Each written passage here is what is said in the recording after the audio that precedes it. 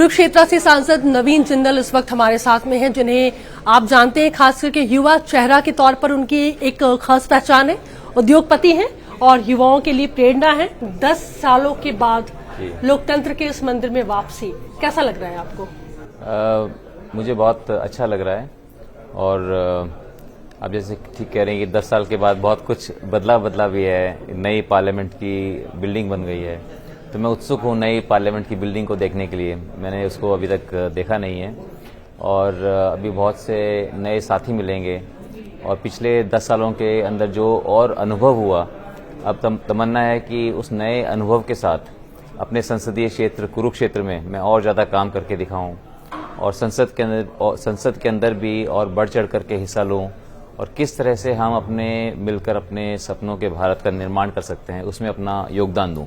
तो मैं बहुत आशान्वित हूं और सबसे मिलजुल करके मैं चाहता हूं कि इस बार बहुत काम करके दिखाऊं। नवीन जी, अगर मैं विजन के बारे में बात करूं तो जाहिर सी बात है कि अगर कोई भी सांसद अगर अपने क्षेत्र के लिए चुनाव लड़ता है तो एक विजन, एक लक्ष्य होता है और आप अपने लोगों के बेहद करीब होते हैं।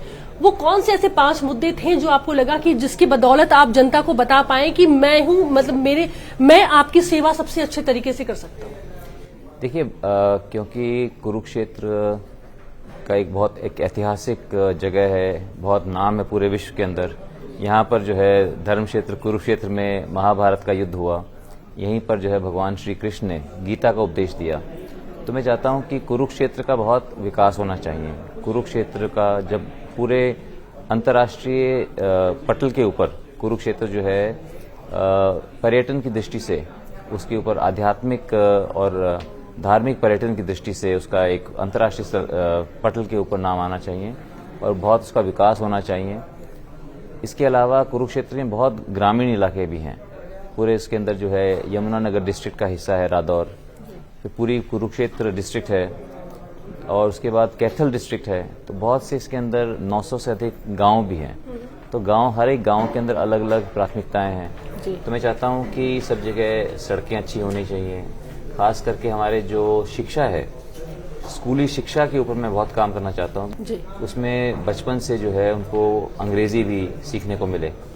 इसके अलावा कौशल विद्या के ऊपर मेरा बहुत ध्यान रहेगा कि किस तरह से मैं 2 अंतर्राष्ट्रीय स्तर के कौशल विद्या केंद्र खोलना चाहता हूँ, एक कुरुक्षेत्र डिस्ट्रिक्ट में, एक कैथल डिस्ट्रिक्ट के अंदर, जिसके अंदर 10,000 युवा हर साल प्रशिक्षण पा सकें।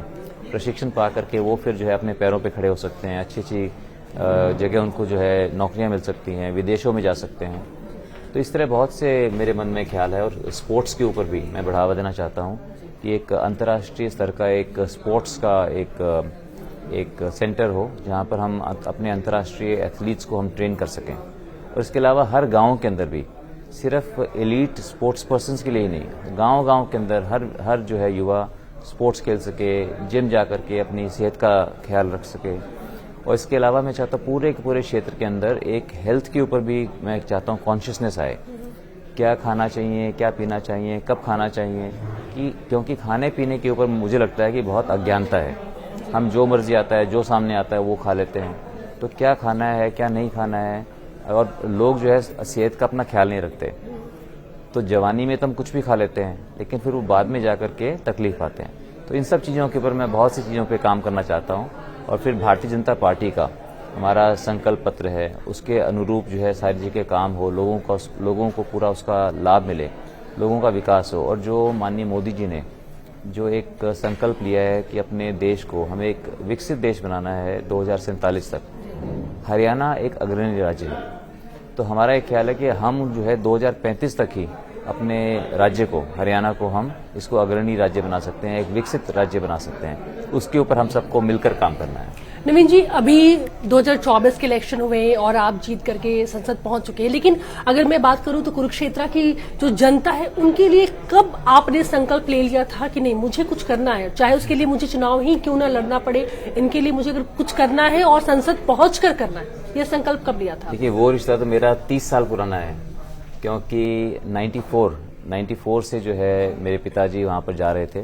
तो 94-95 से मैं भी वहाँ पर जा रहा हूँ और वहाँ मुझे हमेशा लोगों का मुझे बहुत प्यार मिला, आशीर्वाद मिला। और फिर 2004 में मैं वहाँ से पहली बार मैं मैं सांसद बना और उसके बाद 2009 में दोबारा से बना। तो इसलिए मुझे वहाँ से लोगों से मुझे बहुत हमेशा प्यार और आशीर्वाद मिला और मैंने बहुत वहाँ पे काम किया, लेकिन और बहुत काम करने की आवश्यकता है। तो अब मुझे फिर एक बार वहाँ की जनता ने मुझे आशीर्वाद दिया है, मुझे मौका दिया है, तो इस बार फिर मैं बहुत जोर शोर से मैं काम करना चाहता हूँ। वहाँ की माताओं बहनों ने क्या कहा सर आपको जब आप जीत के बाद उनसे मिलने के लिए गए हैं, क्या कहा उन्होंने?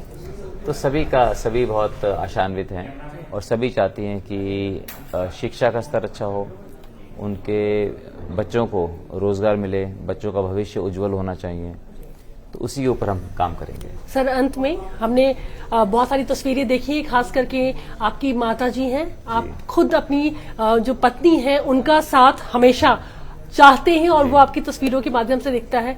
माँ और पत्नी की क्या प्रतिक्रिया रही सर जब एक अब सांसद हैं नवीन जी, क्या पहली प्रतिक्रिया उनकी क्या कहा? माँ ने क्या कहा? माँ ने कहा कुछ नहीं, बस खाली माँ का जो है मैंने उनका पाँव छू के उनका आशीर्वाद लिया, उसे गले लगा, तो वो बहुत ही एक भावुक हो गया था, मैं भी और वो भी, क्योंकि कई सालों के बाद 10 साल के बाद मैं दोबारा से सांसद बना और वो हमेशा उनकी बहुत आशीर्वाद रहता है, उनका मार्गदर्शन रहता है और वो हमेशा बहुत एक्टिव भी रहती हैं, जगह जगह जाना। मैं समझता हूँ 20 से 25% जो गांव हैं वो तो उन्होंने कवर किए, मेरी माँ ने कवर किए, और 20 से 25% जो है मेरी पत्नी शालू ने किए।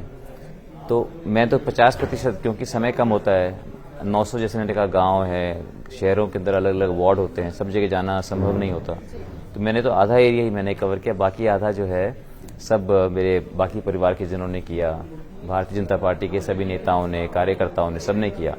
तो मैं एक बहुत बड़े परिवार का मैं वहाँ हिस्सा हूँ और कुरुक्षेत्र के जो लोग हैं वो मेरे परिवार का हिस्सा हैं, मैं उनके परिवारों का हिस्सा हूँ, तो इसलिए हम सब एक परिवार और सब एकजुट होकर हम कुरुक्षेत्र के विकास के लिए काम करेंगे। सर तो हम कह सकते हैं कि आपकी सफलता के पीछे 2 महिलाएं तो हैं ही, इसके साथ ही कुरुक्षेत्र की जो माएं बहनें हैं उनका भी आशीर्वाद है। बिल्कुल बिल्कुल, मेरे इस सफलता के पीछे जो है लाखों मेरी माताओं का, मेरी बहनों का और सभी का आशीर्वाद है, सभी का साथ है, जिसके कारण यहाँ कामयाबी मिली और उनको साथ लेते हुए ही हम आगे भी बढ़ेंगे। सर बहुत बहुत शुभकामनाएं आपके भविष्य के लिए, और आपका अपना चैनल है संसद टीवी, आगे भी आपसे मुलाकात होती रहेगी और आपके विजन को हम जानते रहेंगे कि आगे आप क्या करना चाहते हैं। फिलहाल अभी के लिए इतना ही, आगे भी आप सब देखते रहे संसद टीवी। नमस्कार।